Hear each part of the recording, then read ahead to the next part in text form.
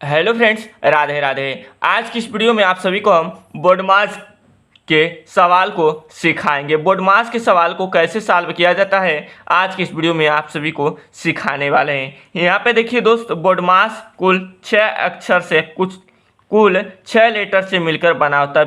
BODMAS।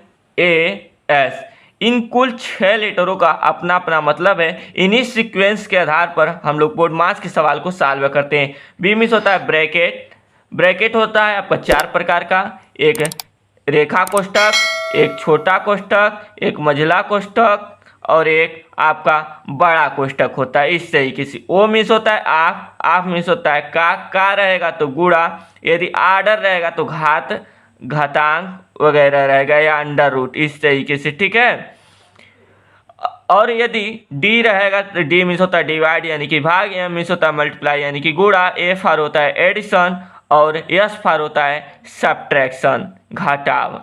इन्हीं सीक्वेंस के आधार पर हम लोग बोर्डमास के सवाल को सॉल्व करते हैं। यहाँ पे देखिए 80 भागा में 4 और यहाँ पे कोष्ठक में 3 + 2 है। तो पहले ब्रैकेट को सॉल्व करेंगे। पहले रेखा नहीं दिया है तो छोटा को सॉल्व करेंगे, छोटा दिया है, और बाकी वैसे सबको लिख लेंगे। यहाँ पे सबसे पहले क्वेश्चन को उतारेंगे इस तरीके से। अब सॉल्व भी कीजिए। छोटा कोष्ठक को सबसे पहले सॉल्व करेंगे और बाकी वैसे लिख लेंगे।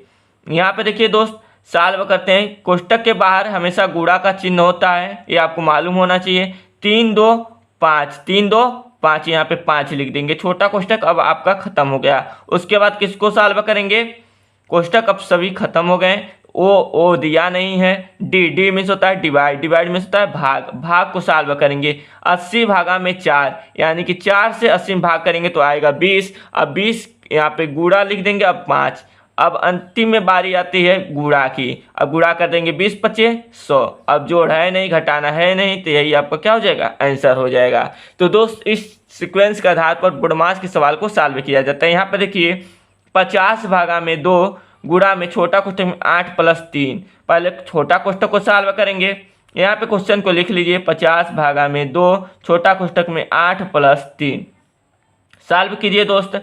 50 भागा में 2 8 3 कितना हो जाएगा? 11। गुणा में 11 यहाँ पे लिखेंगे। अब भाग को सॉल्व कीजिए। 2 से 50 में भाग करेंगे तो आएगा 25। अब 25 × 11। अब गुणा कीजिए।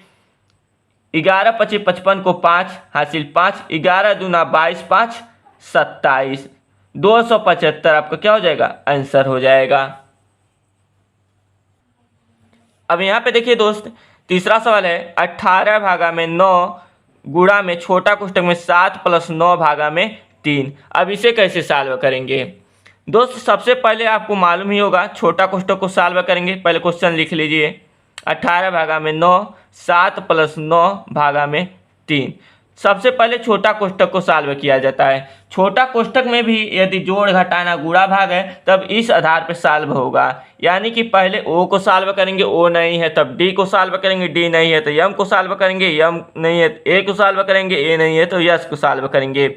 या ओ है तो ओ को, फिर डी है तो डी को, यम है तो यम को, ए है तो ए को, यस है तो यस को सॉल्व करेंगे। यहाँ पे देखिए सबसे पहले हम लोग इसमें कोष्ठक में भाग को सॉल्व करेंगे। यानी कि 3 से 9 में भाग करेंगे तो आएगा 3। और 3 में अब 7 + 3 है तो जोड़ देंगे। 7 3 कितना हो जाएगा? 10 हो जाएगा। तब यहाँ पे हम डायरेक्टली 10 लिखेंगे। 18 भागा में 9 गुणा में 10। पहले भाग को सॉल्व करेंगे। अब बचा जोड़ आपका तो जोड़ देंगे। 7 3 10, यहाँ पे 10 हो गया। कोष्ठक के बाहर हमेशा गुणा का चिन्ह होता है। अब यहाँ पे देखिए दोस्त, 18 भागा में 9 गुणे में 10 है। अब भाग करेंगे।